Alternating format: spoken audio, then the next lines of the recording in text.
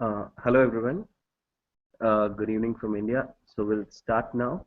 Uh, Today we have Amruta with us from Global Shapers Bangalore, who will be taking a webinar on sales and marketing.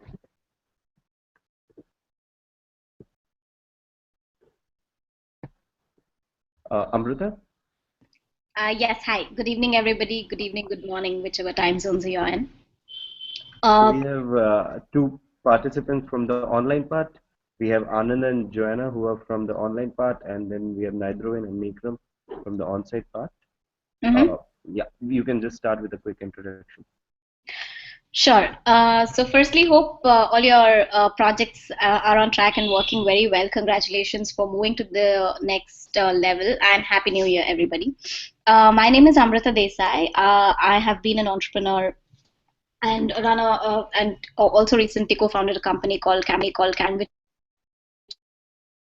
spent all of my life till today, like in terms of working on sales and marketing since I was 17. So, whatever I know, I would primarily like to share with you. The topic is really, really broad, right? Like sales and marketing has a lot of things that you need to do.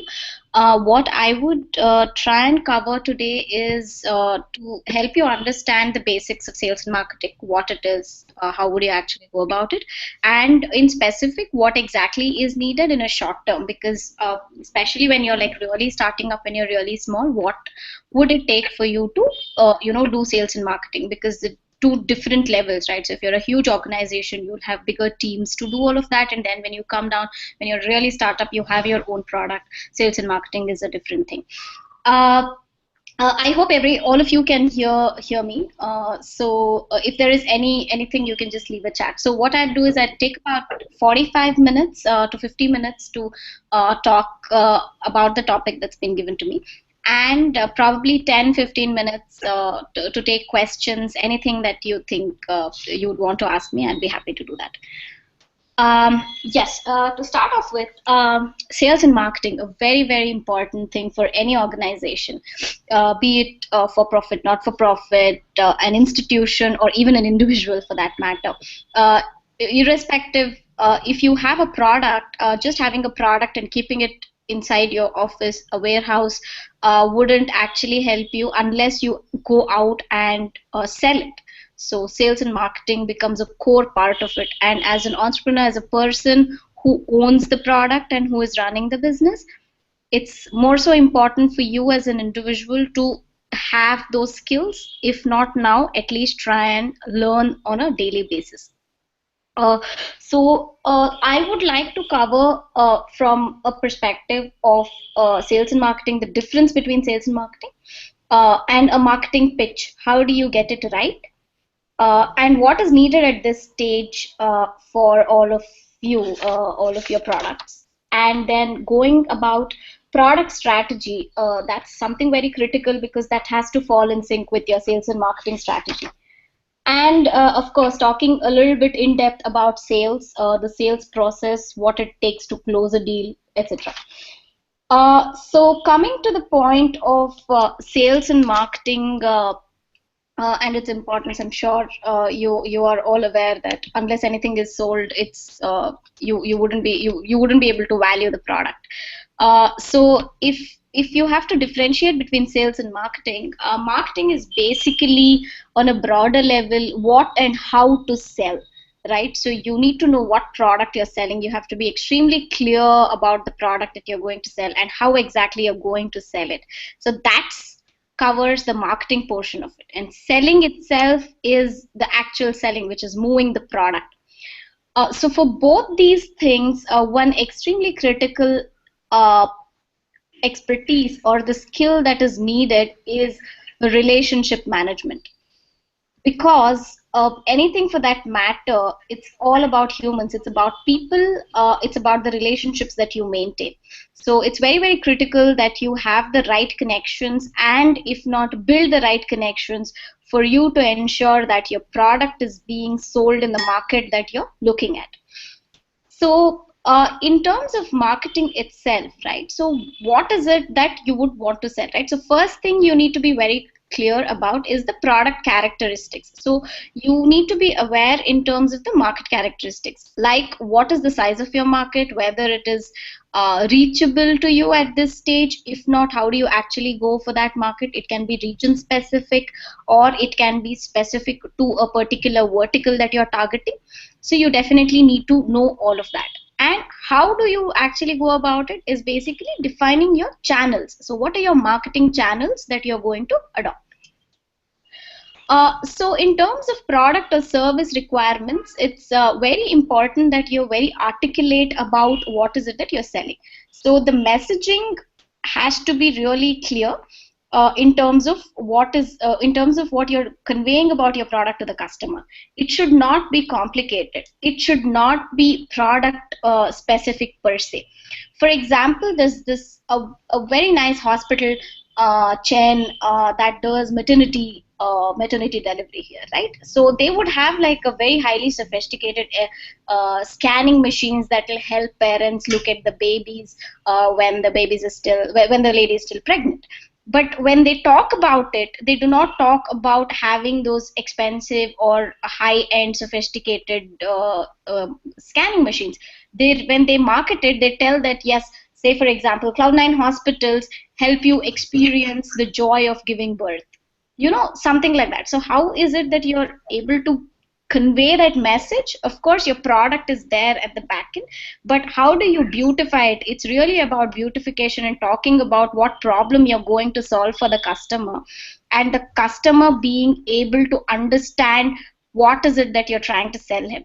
So at the end of it, it's always about ensuring that the customer easily understands, and the messaging needs to be right. So your marketing pitch should not be complicated. Even a layman should be able to understand. Of course, unless you are in some aerospace or rocket science industry where your end users are scientists. But I'm really considering the fact that all of your end users, it can be on a B2B model or a B2C model. Whatever it is, try and ensure that you're packaging your product very well, and all your marketing materials need to be in a very articulate and simple manner so that the end customer can understand.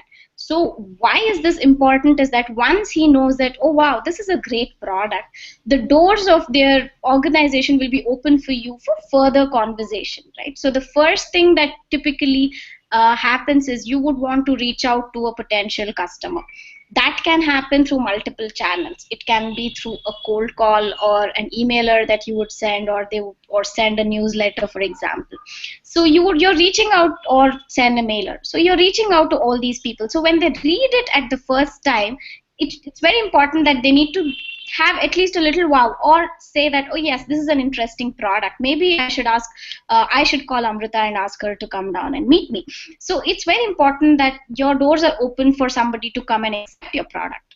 So once you do that, so you actually go about, then there is this whole sales process of generating the lead. Once you know it's a qualified lead, you meet them, you talk about the product, you show the demo of the product, etc. So you definitely need to understand from a marketing pitch perspective, you have to be completely ready. What is needed about that? So like I said, the first point is the product benefits needs to be highlighted more than anything else, because what's in it for me is the question that always any customer asks. The second thing is tell a story. Tell a story in terms of how exactly your product has benefited other clients, like this example of the hospital that I gave. Or for example, when I work in the education space, so when I meet schools, I would typically talk to them and tell about an example of my software helping a particular teacher in a school to actually go home early than she would actually be doing. So it's really about storytelling. So try and create such stories where you can actually help articulate, because people relate to other people's stories, other people's problems. So when they know that someone else was facing a similar problem that they're right now facing, and you guys have been able to solve that particular problem, that helps the person to actually immediately connect, and then you're breaking the ice. Your conversations tend to be completely different than having a formal conversation. So it's very important. So two important things, like I said, when you're doing the marketing pitch, for getting it right, ensure that you're talking about the benefits. How is it? It's always the customer as the key focus whenever you're writing your content, building your material, all of that. So your product benefits need to be taken care of, and then telling stories. How is it that it has helped someone else, and ask and ensuring that you collect more and more stories. So then you build this great ecosystem of customers who are actually happy with your product. So this again helps you to build your own brand, right? So so the key things that you need to get or in your marketing pitch to start off with would be, right now, if you're looking at working on a particular product idea, so you definitely need to get the following marketing materials I would like to talk about. Your website needs to be, you have to have a website that talks at least basics about what is your offering, your product, your service, which again has the list of benefits. Important things when you're having your website, ensure that you're capturing the contact information of the people who visit your website. So there can be a call to action button on the page, a contact form where they can fill in their information and submit it. And always ensure that any contact that comes to you is responded within 24 hours max. So that's like a timeline that you give to your sales team, telling, because the first thing that any customer gauges about a company or a service is that how exactly the sales team responds. So just imagine you just send an inquiry on a particular website and you don't get response for like weeks together. You would definitely think that, hey, this company doesn't even exist. So you need to ensure that whichever customer contact you, at least a small acknowledgement email goes to them telling, thank you so much for your inquiry. We are happy to know that you're interested in our product. We'll get back to you as soon as possible. Right? So it's very important. So ensure that your website is there, all of your branding, so your logo and your name, all of that you're deciding on it. So if you want to get more information, so you can just Google like how to build a simple website. There are tons of sites that helps you to put up a simple page out there. The second thing I would certainly recommend is that in case you're doing like a B2B meeting or somebody with partnership meetings, etc., you definitely can get printed brochures and infographics created for your product. So when you leave, and this has to be extremely impressive. So typically when you leave the place after the meeting, you hand it over to your potential customer or a partner, so they have it on their table. So this has to give them enough information so that they will be able to help them proceed to the next meeting. So, and they should be able to have a recollection of what it is. So the in thing these days is something called as infographics. So infographics is something that will help a customer visualize what exactly is your product is. So it has more of information plus graphics plus a little bit data on what you're doing. So it will have something like, say for example, with my product, a user has been able to reduce X percentage of time per day, or it has helped a company save X percentage of costs, for example. So you can create that over a period of time. The third thing that I would certainly recommend to stay in touch with your consumers would be, of course, have a social media uh, pages, so all your Facebook, Twitter, LinkedIn stuff should be updated. So you have a place where you can have all of your followers and keep them posted in terms of what's happening in your product. Anything exciting. It can be anything with related to the product, or it can also be anything with regarding to benefit that a particular customer has happened. Like for example, hey, Amruta today used this product, and this is what she has to say about it. A small wine video on Twitter where I'm talking about a particular product, that has a great impact when customers actually look around for you. The fourth thing is, of course, so if you want to help stay in touch and give serious information about your product and the thing, you can actually roll out newsletters.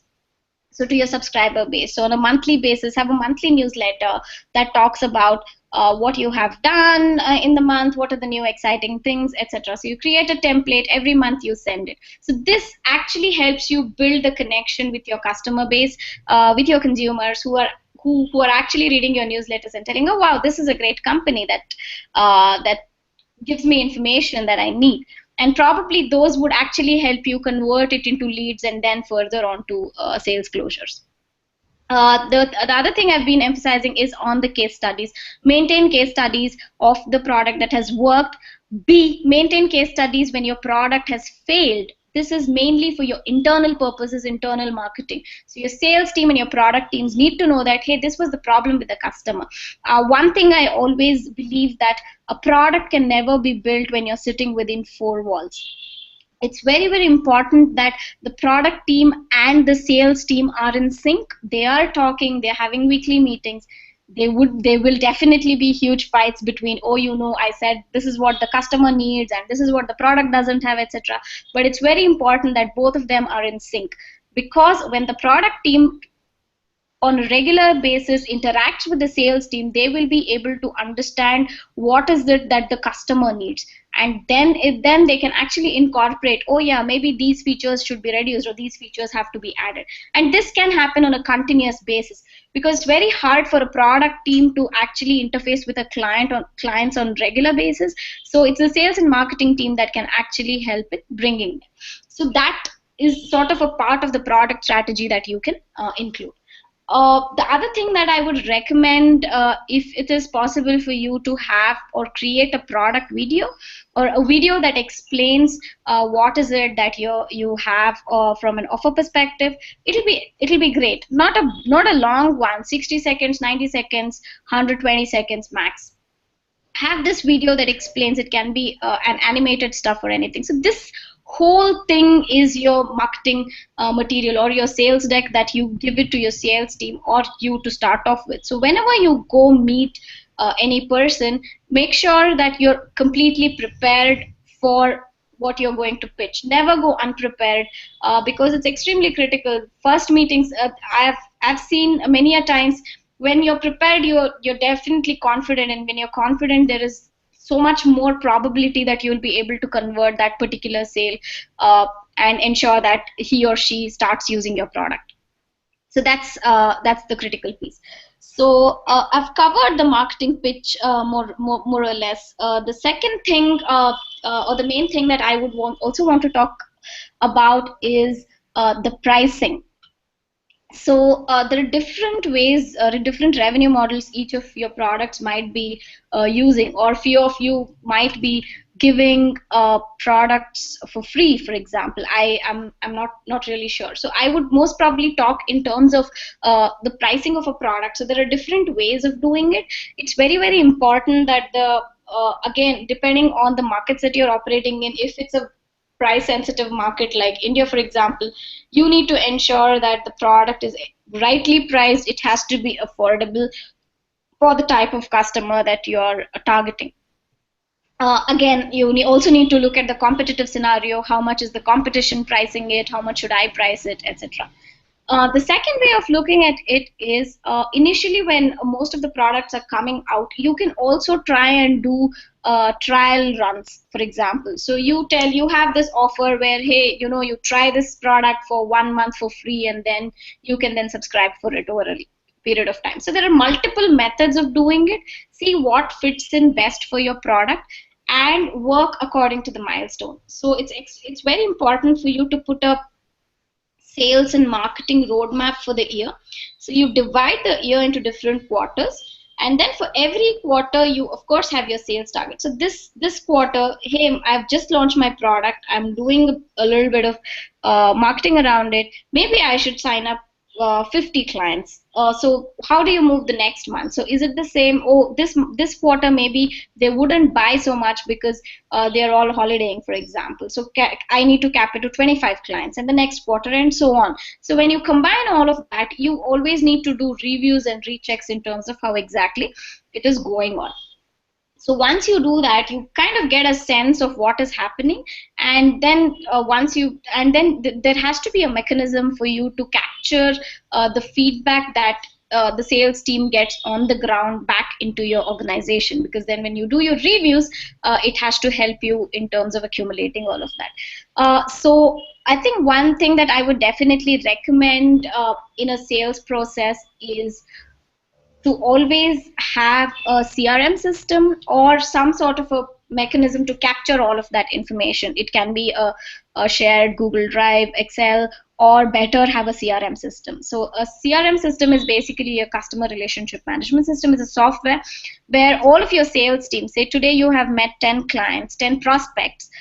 You log in who's the prospect, what's the name, what's the address, what's the contact information, and then you log the details. So he said, oh yeah, he might be interested but ask me to contact next month, and then you add a reminder and you contact next month again. So the system actually helps you to set the process within the organization. So today you might just be one person selling, but tomorrow as you grow, you might have sales managers, sales executives who will join in your team. So once that happens, it's very important that the discipline is in place, because it's very easy for people to just get lost. They, the whole month the team would be working, but at the end of the month you end up doing zero sales. So what's the reason? So you need to dig deeper. So it's very important to follow that process and have that discipline within sales teams. So I definitely recommend a CRM system. So in terms of the sales process, I would like to talk a little bit more on that. So what happens is, so it can be, say, for example, a B2B is what I would talk about, because that's what most of you would look at. So from a sales process of a B2B client, so you have to first do a little bit research on who is your target market, right? And put up a list of all the key prospects. So say, for example, you have 200 potential business owners who would want to buy a specific product from you. So put up that list, make that list. You get this database which you can buy, or just have an intern work with you to create this database and have the whole list. And then try and see out of that list, one of the most successful things that has worked for a lot of businesses to start off with is word of mouth. So can you actually find in that whole list, do you already have contacts with, say, 20 companies or people working within those 20 companies? Try and catch hold of them and ask them, okay, I need to meet these set of people.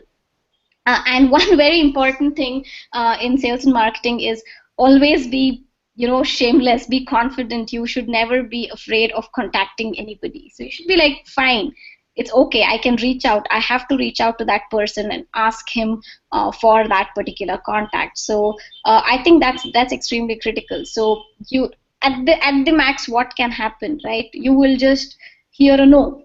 That's what can happen. It's fine, you need to move on and move to the next lead. So it's very, very important for you to reach out. You have to ensure that you're confident, you're happy. You need to be extremely confident that your product is something that's going to change the way your customer is going to operate. So it's going to change the life of your customer. So that's the mindset that any salesperson should have when they're going and selling a particular product. So try and do that first initially with your contacts, and after that, of course, there are multiple methods. So out of these 200 contacts, say for example you've done cold calling or you've done an email blast and you have received responses of, say, 100 people who are interested in your product. So that then you move to the next level. So these are called as qualified leads. Qualified leads is basically those leads or slash, potential customers who can buy, are the ones who have shown interest and you might have an option to convert. So then there is these multiple steps. You sort of go there and meet them, try and talk to them about your product. They would ask you for multiple meetings. Then there would be product demos, which is like the next step. So showcase them their product demos. The next step is to actually identify whether your product fits his or her requirements or not. So there might be chances where it might not be fitting completely 100%. So maybe you need to customize, change, work around, and make sure that your product is fitting. The fifth step is, of course, they would then ask you to send your proposal. So what is it that would cost the product, etc. So you submit the proposal. it has to be like a nicely documented good document where you have created a template. You offer them based on the quantity that they want in terms of the pricing. See what works best for you, and then there will be, of course, negotiation. So uh, they would want to identify whether they have the product or not, they want the product or not, and then you negotiate and then you close the deal. So that's like the long sales process which each any product more or less would go through. So it's very important for you to for you to actually train your teams in terms of product. It's extremely critical for the sales team themselves to be first sold about the product, right? So if I were a customer myself, I would love to use this product. They need to have that love for the product. They need to ensure that, yes, this is something that I really, really want to sell. And I'm sure once that passion is there, they would be able to convert more and more sales than, just going behind and running behind numbers. Uh, so that's an important part that I wanted to communicate. So whenever you're talking about a proposal or going ahead and meeting this customer and demoing, what is it that you're going to sell the customer? First thing, it's the value. It's really about the value add that you're going to talk to them. The second thing is about the service, reliability, reputation, all of that, right? So, what kind of service are you going to give after the product is sold, etc. So, all these are the things that the salesperson have to talk to them, because you're the face of the company, you're the face of the product. They would not be talking to anyone else apart from you. So you need to ensure that the service component, the value add that you're going to give, the USPs that you have when compared to three, four, five competitors out there. So all of those things have to be clearly told to them with examples. That will be amazing, and with backing of the product demo. So when you actually go ahead and tell it. So ideally, you in when you're preparing a sales proposal, uh, you definitely need to include things such as introduction. What are the objectives? What are the recommendations that you think would have based on the requirements that you have got from the customer? The benefits that is being covered, the financial justification, uh, a company background, pricing and conditions like warranty and service, if you have any warranties for that matter, and then of course contact information and how would I actually go about following up. So these are the key components that has to be taken care in a proposal.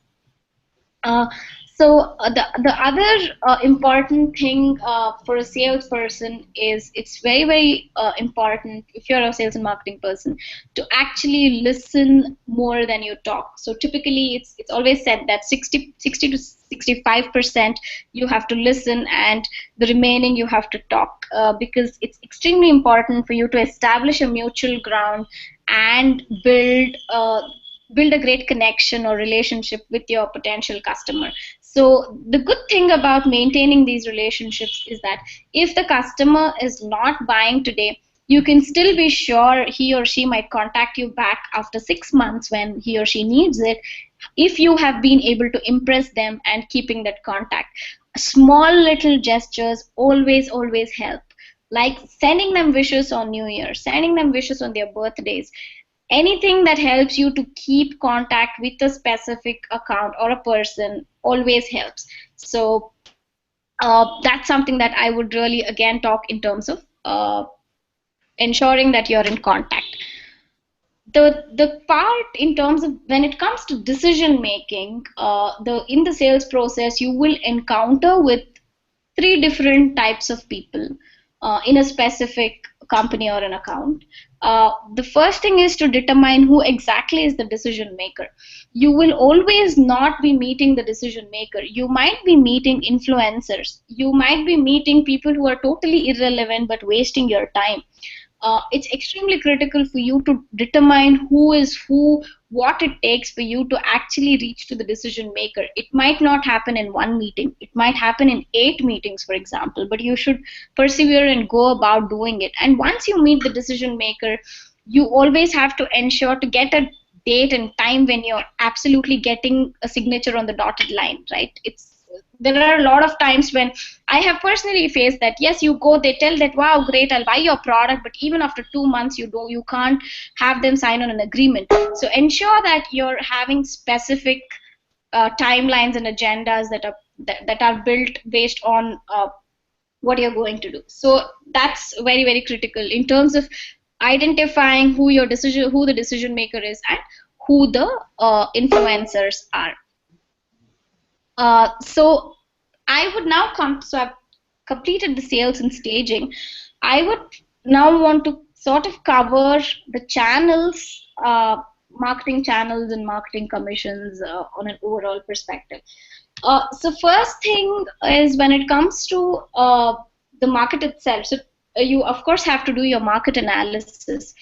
So again, there are three different types that you could look at. The first thing is the desk research, where you're looking at existing marketer solutions, competition. You also need to do a little bit of SWOT analysis, like competition, actual versus potential competition, identify your demographics, etc., and then do qualitative, quantitative surveys. Try and see, get a few group of people in terms of doing it. So once you have this, it just makes it very easy for you to actually define your broad market area.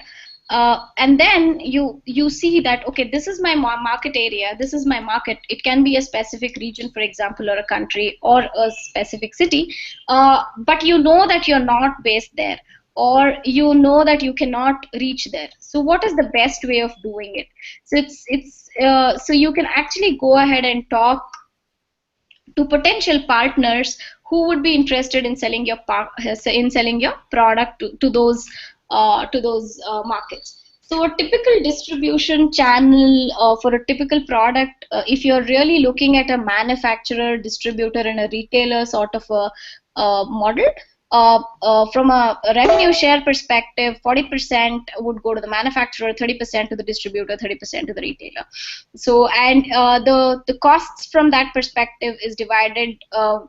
For a manufacturer, the responsibilities would be the development of the product itself, making sure that the materials and taken care of, overheads, profits, and research.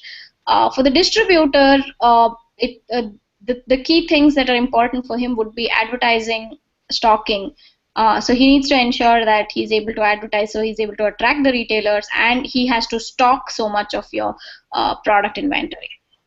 And the last mile connectivity with the consumer would be the retailers. So they are responsible for typically putting up local advertisements, a huge number of advertisements, so that it reaches to the end consumer, having actually a shop front with the staff who are well trained to sell the particular product. So this whole chain needs to be managed very well, and you as product owners need to ensure that the right information is carried forward towards them. So this is from a perspective of a typical product distribution. So the second challenge is, in case you want to go international, what are the important things? So I have been involved in one of the examples that I would like to give is, so I was responsible for taking our product, which is in education, to the Philippines market. So I had no clue what it was, but then I sort of looked at the whole process of identifying who the key partners would be. So we went with a partner model. So we identified like a big telecom company who was interested to bundle our solution and sell it to schools in Philippines. So that's a model. So are you able to identify those partners who would be interested in looking at that bundling? And also look at localizing the product to the needs of that particular region. So can you localize your product? What it takes to localize your product? When can you deliver that product to that? And again, the third thing is, how do you actually deliver that to those markets that you're tying up with? So in terms of marketing, if you're looking at going in international fairs or going outside of your of where you're based, it really makes sense for you to take part in trade fairs and exhibitions and expos, so you're really are visible to the market. So say for example, like in the healthcare industry that you're looking at. So can you actually identify certain expos that happen every year in those markets that your company can actually go ahead and participate in? So all your consumers, so this actually helps. So 3 days of expo, you will be able to meet thousands of people who would walk in and would be interested in your product. And then of course there needs to be a follow on mechanisms on how exactly how many leads are generated out of it and then converting them. Like I said, so the market communications is very important. So how would you actually go about doing it? So you need to target them. So like I said, the expo would actually help you to get the right kind of target audience and ensure that they're there. In terms of advertising, so if you have a little bit of budget, what is the image, what is the message that you're going to give? Whether it's local newspapers, do you want to send out brochures or handouts, for example, or do you want to use PR? So if there is a great story around what you're doing, why don't an article about what you're doing get published in the newspaper? A lot of times articles have so much more importance, and that's a very subtle way and not a direct way of getting your marketing done. So say a particular story is covered about your company and the benefit that you have given to a particular consumer, that has much more a greater value than you spending huge number of money on getting a small ad space and putting your ad there, because there is high probability that the article is read by most of the customers but not the ad being seen. Of course, you can try and look at direct emailing and cold calling that I covered before as well. So just a little bit on if you are actually going to an exhibition and participating, it certainly is expensive and hard work. You need to have people to make it. You need to have a place for meetings and ensure that you have all the right kind of material like the stands and exhibits and the manuals, etc. So that's very important. So from coming to the sales techniques again, so it's very important for you to actually listen to the customer, like I said before. So based on a product strategy, because you once you actually have your marketing thing ready, there is a small thing about the product that you always have to keep the customer curious about. It's very so Apple, for example, does a great job, right? So you have a phone, but you still want to know what's coming in the next phone. So each time they tell we're coming with the best phone, and next time there is a new feature that is added. So there always has to be this sense of curiosity that is left behind for a particular product. So the customer looks forward to getting that new product. So it's very critical for you to actually keep the product roadmap in mind and sync it up with the sales roadmap that you have. So say for example, if your marketing teams comes back and tells that, hey, in this particular expo we generated so many leads, but then most of 80% of these potential customers are expecting an XYZ feature. So which means, and that if that XYZ feature is not in your product roadmap, please do correct that and try and include that in your product roadmap, so you're able to cater to those 80% of your potential clients when your next product is released, when your next version of the product is released. So those are that's an important thing from a perspective of uh, doing the whole thing. The other thing that I'd like to talk about in terms of marketing is, please keep your communication consistent. From consistent, I mean that whatever channel that you're using, it can be social media, it can be people calling, it can be yourself talking. When the sales team becomes a little bigger, or when there is a disconnect between the product team and the sales team, a lot of times communication barriers can hinder the whole process and also the customer experience in the end. So it's very important that the whole thing is very consistent. So if you say the product is going to give you this, it has to exactly give you this. If not, at least there has to be that this feature is going to come in the future.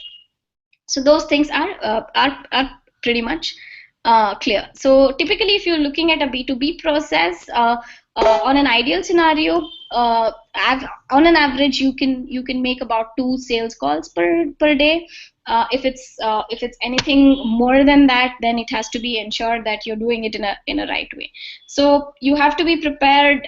Like I said, all the materials along with it, your presentation has to be ready. Yeah, your visiting cards, yes, all the basics. Please get it right.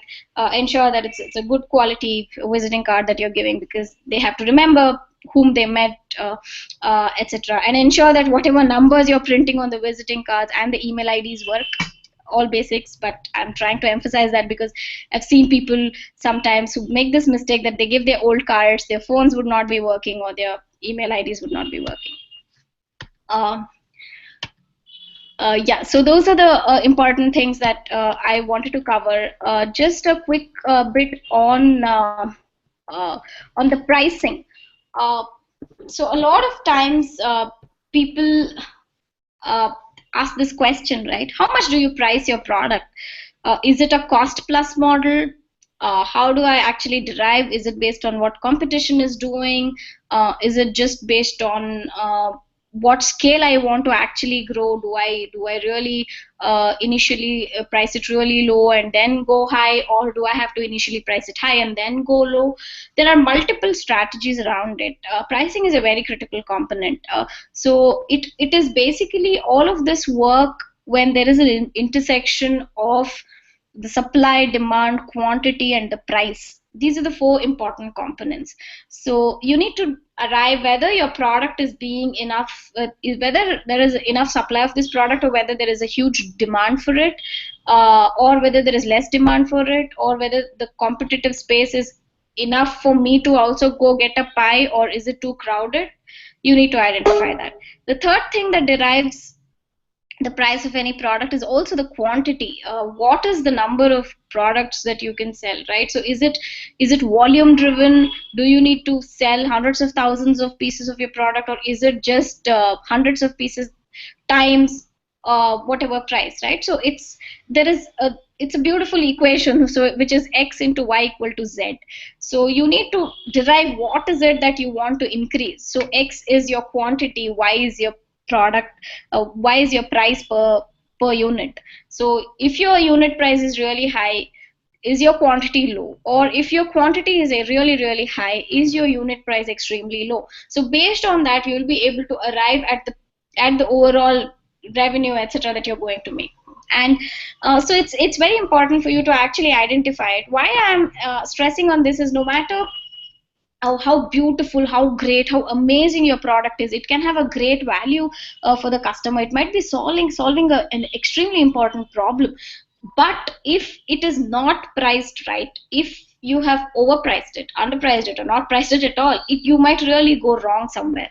So it is, of course, there is no solution at the beginning that, okay, this will really work. You can try and test different models, but be fast in terms of changing your strategy if something is not working. If you identify that if you price it really high and only 5 customers are buying when your target is 500 customers, then you're really going wrong somewhere, and sitting on it for 1 year wouldn't work. You have to look back and see your strategy and change on the pricing. So those are the key things that I would certainly wanted to share with you. Key things on the marketing side at this stage for you to do would be to look at the marketing materials that you would want to create, the infographics website, the brochures, case studies. Uh, what is it that you would want to arrive, the whole benefit picture for your clients. So that's something that I wanted to share on sales and marketing. I think I have had my 45 minutes of what I wanted to share. Would certainly love to hear what you think. Any specific questions? Would be very happy to answer.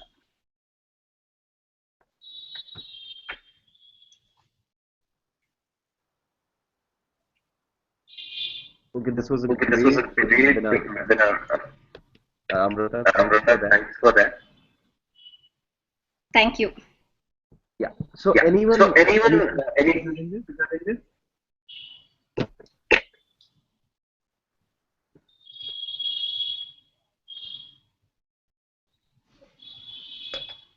Makram or Vikram Mahmood, or any Mahmood? questions? Hello, hello Amruta. Yes, Uh, hi. Thank you very much. The presentation was really great. So regarding your last part of talk, that is based on pricing and the number of units, basically these are changing one in regard to the other. So imagine you need a certain amount of orders to reach to a certain price. And so basically, how should we deal with that? I mean, we may not have a certain price for the system as long as we don't know how is the quantity of the order. So that's my Sure. question. Sure. So I think the first thing is for a particular price, right? So you would ideally look at you would be manufacturing a particular product today, but look at 1 year time, right? So in 1 year time, what is the on a very realistic basis, or what on a very pessimistic basis actually? Worst case scenario, what is the number of units that you think you can actually go about and sell this particular product, right? So you arrive at the overall cost of producing that product and divide it with the number of units that you pessimistically think, the worst case scenario think you will be able to sell. And then there is certainly an opportunity cost involved if that's not sold and all. I won't touch all of that, but just this is like a basic math. So and then you get a unit price, and then try and add a little margin on top of it so that you cover your any sort of non-selling, etc. And then you actually look at pricing that and selling a couple of pieces for that particular customer.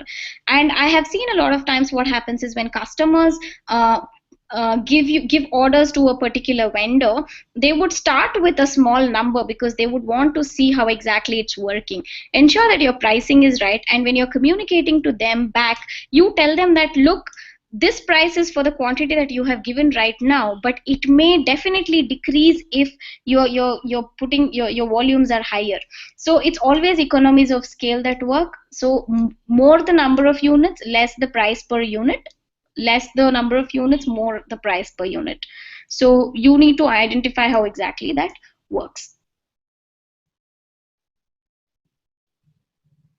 Okay, So did that that was answer? great. Thank you. Yeah, sure. Thank you. Sure. I think I see a question from Nikram. Uh, it's about the packaging. Could you please explain a little bit more about it and what is the most practical approach, low to high or high to low pricing? Sure. So in terms of packaging itself, it again depends on the type of customer you're trying to address, right? So if it again depends on the whole pyramid. So is it bottom of pyramid or at the top of pyramid? So it's extremely critical.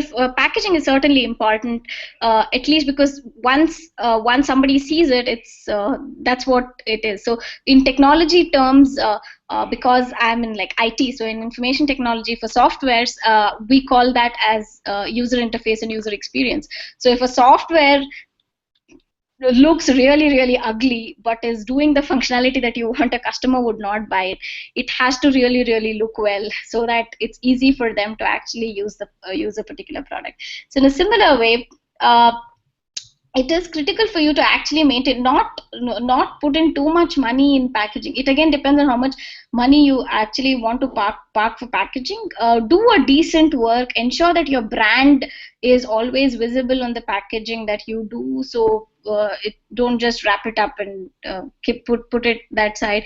Ensure that the maybe the finest of the things, like the paint that you use or the brand that you put in, or all of those things are actually covered. At least some percentage of your work on the product packaging needs to be taken care of. Even the finishing of the product, for example, if a product is doing its work but not looking very good, is also not a good idea. So ensure that you're packaging it well. Paint, like for example, it has to be painted well, or whatever is needed for it to look good.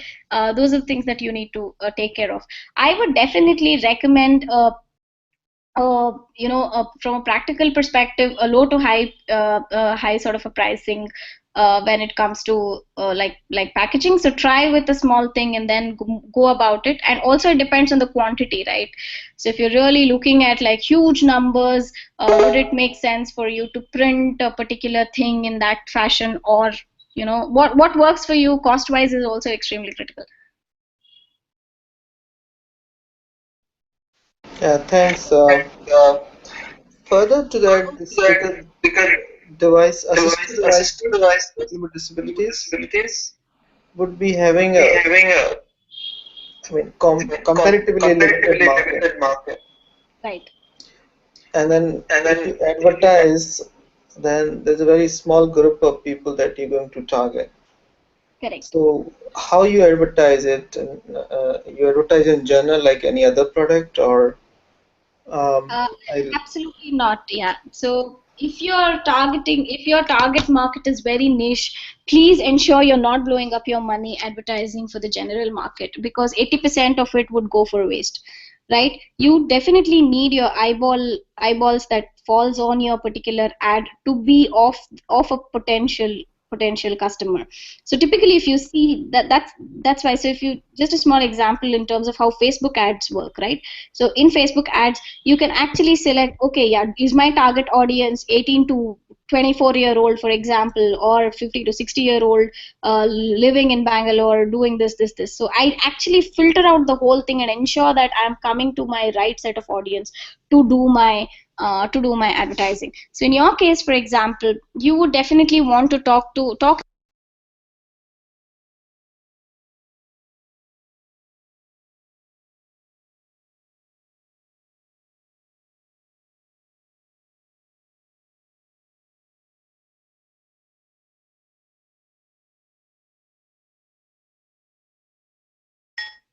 Hello?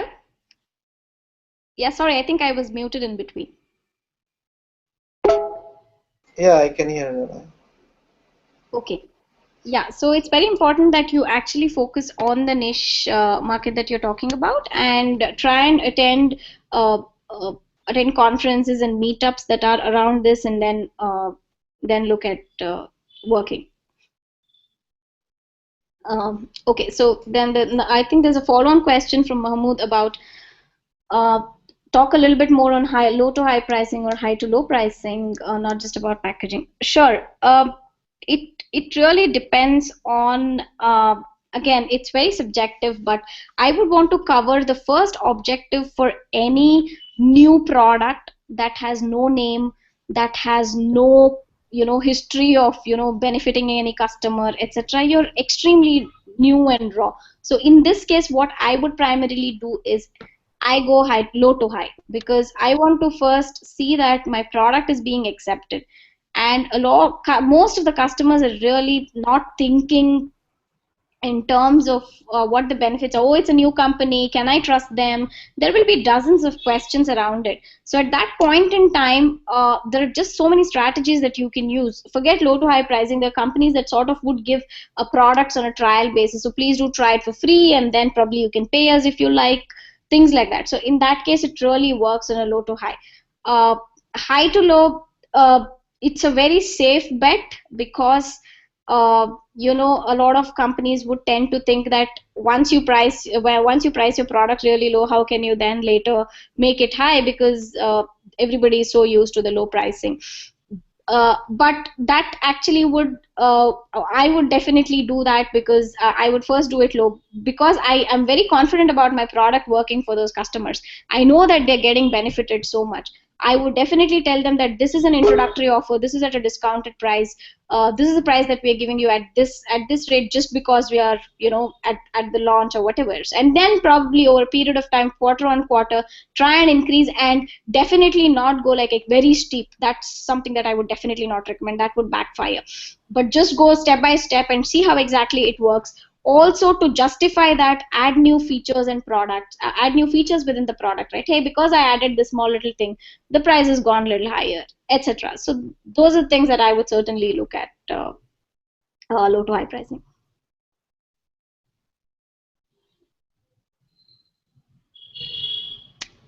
Did that answer your question? Okay.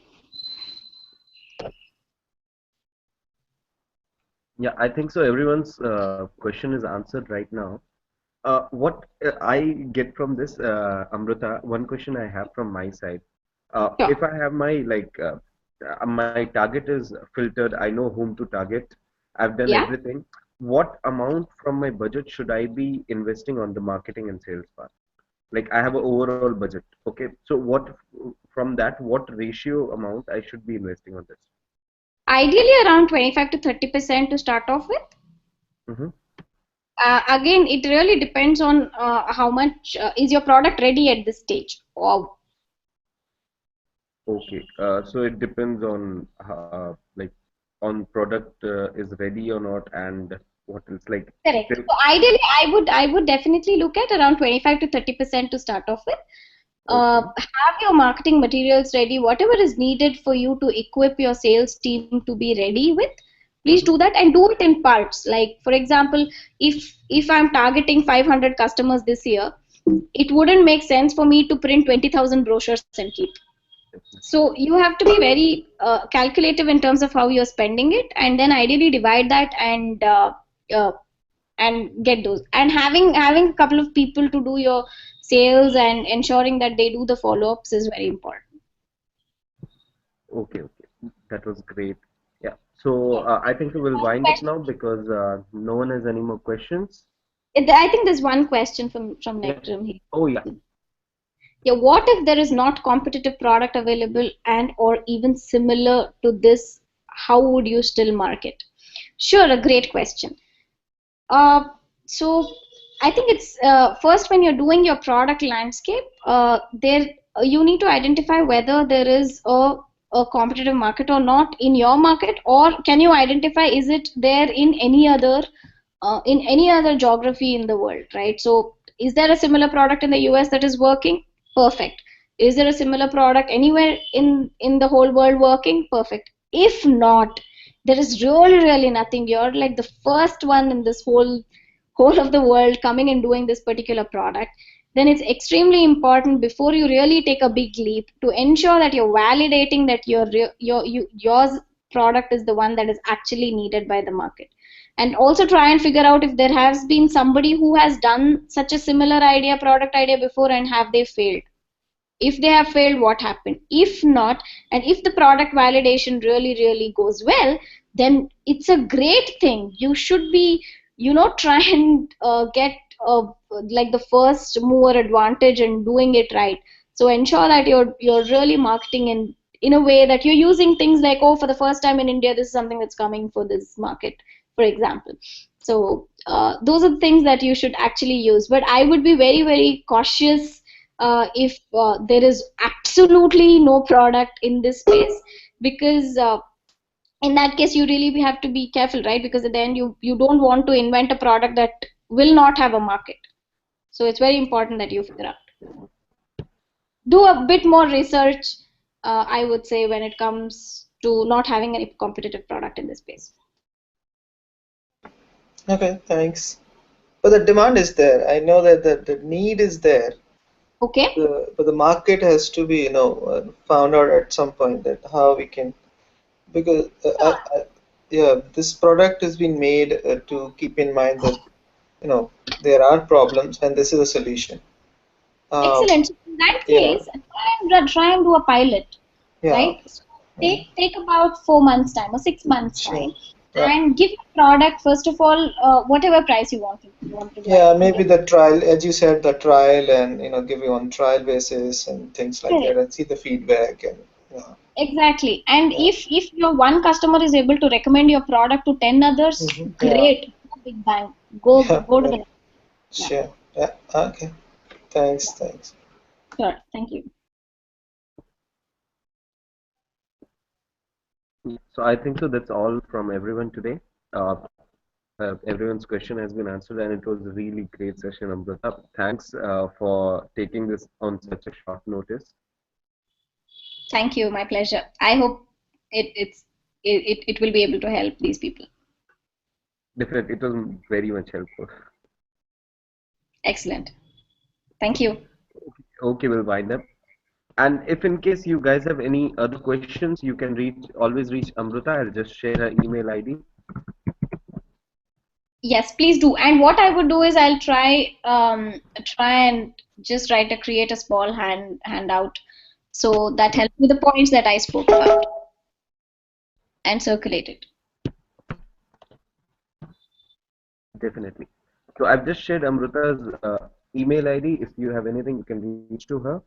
And Amruta, whenever you're ready with your material, just forward it to me. I'll be spreading it. Sure. Okay. Thanks a lot, everyone. Great. Thank you so much. Thanks, Thank thanks. you. Bye. Bye.